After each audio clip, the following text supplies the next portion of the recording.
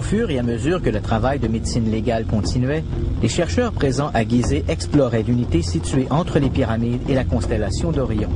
Les scientifiques ont placé une carte céleste sur le plateau. Dans l'axe des pyramides se trouvaient les 3 étoiles qui constituent la ceinture d'Orion. Ils ont ensuite tracé le chemin suivi par les étoiles et ont pris les tangentes du Sphinx et des pyramides. C'était comme une carte au trésor. Les pyramides, les chemins des étoiles qui se croisaient. Un X marquait une étoile dans la constellation d'Orion, une étoile très semblable à notre Soleil.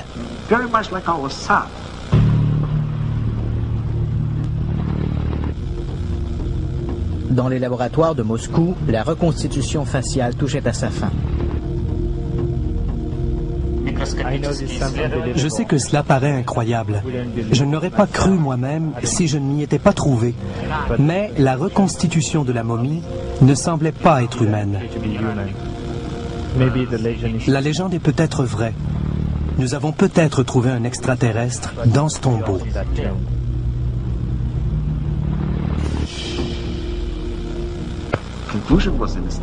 La conclusion était inévitable. Les extraterrestres venus sur notre planète au 11e millénaire avant Jésus-Christ ont jeté les bases pour construire les pyramides des milliers d'années plus tard. Ils sont venus de la planète qui tournait autour d'une étoile dans la constellation d'Orion. Un secret absolu entourait les laboratoires et les bureaux du projet Isis. Mais beaucoup de ceux qui travaillaient sur le projet étaient des professeurs, des savants et des scientifiques, des gens qui ont l'habitude de discuter de leur travail. Des documents ultra secrets ont commencé à circuler et des rumeurs se sont propagées. On s'est mis à entendre parler de l'extraterrestre et du tombeau. Un groupe de personnes a commencé à se rassembler. D'anciens employés du KGB, surtout des informaticiens et des techniciens.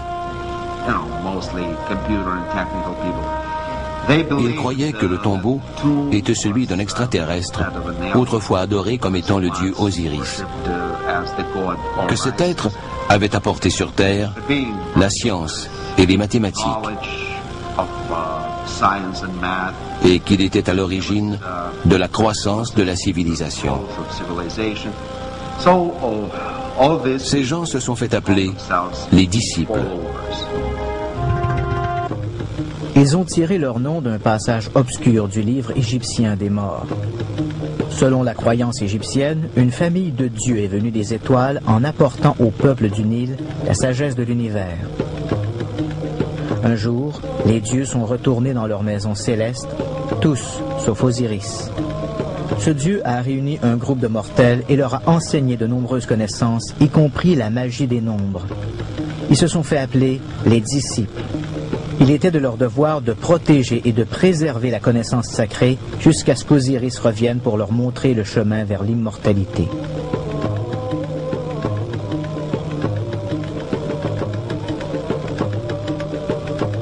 Les Égyptiens étaient d'extraordinaires astronomes parce qu'ils comprenaient, du plus profond de leur être, que les étoiles représentaient la carte qui mènerait au grand dieu Osiris, à la vie après la mort.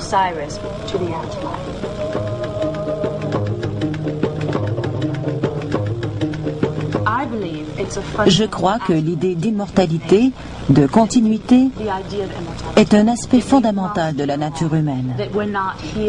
Nous ne sommes pas ici pour y passer 5 minutes avant de mourir. Non, l'être humain doit posséder une dimension de foi. Il doit croire que l'âme, l'esprit, l'essence de l'individu continue son cheminement.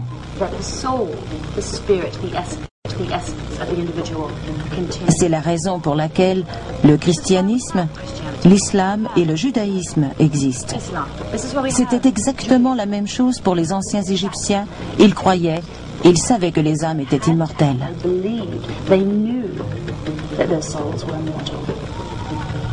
Le Kremlin, inconscient de la brèche dans le système de sécurité et refusant de voir la valeur d'un squelette extraterrestre, aurait ordonné au KGB d'orienter tous ses efforts vers le but initial du projet Isis.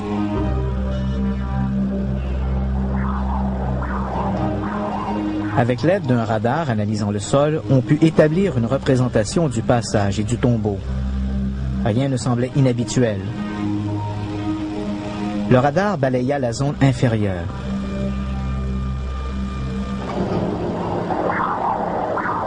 L'écran radar n'indiquait que des strates de roches.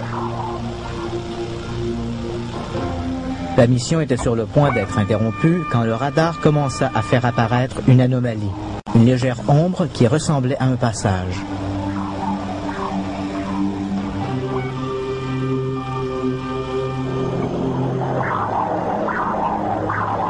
Juste sous le tombeau se trouvait une grande chambre sphérique.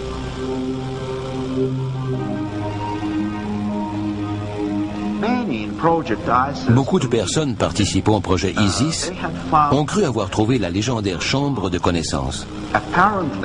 Apparemment, l'extraterrestre découvert était enterré avec une énorme bibliothèque de connaissances et de données qui provenaient d'une culture extraterrestre avancée.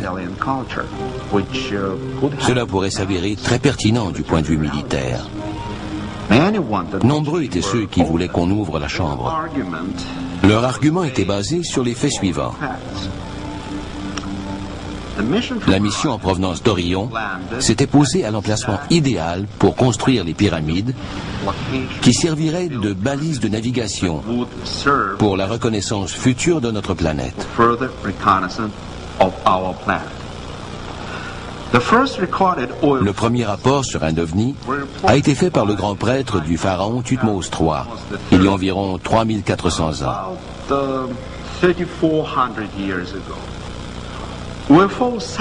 Des témoins ont continué à dire avoir vu des ovnis. Mais le nombre de témoignages s'intensifia quand l'homme obtint la maîtrise des cieux.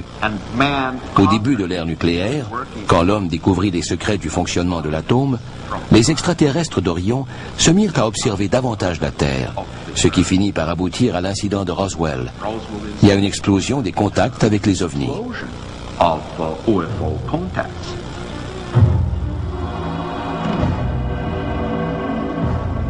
Au début des années 60, les rapports d'enlèvement ont commencé à se répandre.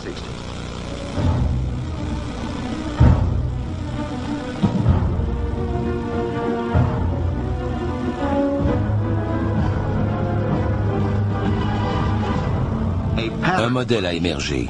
Presque toutes les personnes enlevées évoquaient un examen physique. Les femmes parlaient d'insertion d'objets, quelque chose ressemblant à l'insémination artificielle.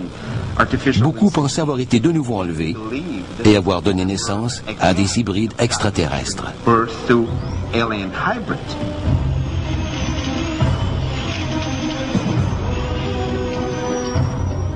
Durant la dernière décennie, les rapports de gens crédibles prétendant avoir été enlevés ont énormément augmenté. Beaucoup d'éléments de leur expérience se ressemblent. Les mêmes marques physiques sont laissées sur le corps des victimes. Beaucoup se souviennent de détails similaires à propos des vaisseaux spatiaux extraterrestres. Certains experts disent que la similitude des rapports constitue la preuve circonstancielle que les enlèvements extraterrestres sont réels. Le phénomène des enlèvements relève-t-il d'un programme de colonisation génétique commencé dans les temps anciens? Les extraterrestres sont-ils en train de se cloner en insérant leurs gènes dans l'ADN humain? Les Égyptiens croyaient que l'ADN venait du ciel et y retournerait un jour. Il se peut tout à fait qu'ils parlaient de puissants dieux venus sur Terre avec leur connaissance de l'ADN et avec leur propre ADN. Autrement dit, une partie de l'ADN dont les gens sont composés provient en réalité des étoiles. Croyant avoir trouvé la mythique chambre de connaissances, beaucoup exigeaient des fouilles immédiates, tandis que d'autres exprimaient leur inquiétude. Selon ces derniers, le tombeau pourrait être une sorte de cheval de Troie extraterrestre. Ouvrir la chambre sans faire de plus amples études pourrait mettre le monde en danger. Indécis quant aux décisions à prendre, le KGB n'a rien fait. Il a fait sceller le tombeau et effacer des dossiers toute trace de son emplacement. Le dossier ISIS a été officiellement clos en 1981, mais beaucoup de ceux qui étaient associés à ce projet n'ont plus jamais été les mêmes. On parla de changement de personnalité, d'adoption de nouvelles croyances religieuses, de disparition et même de suicide.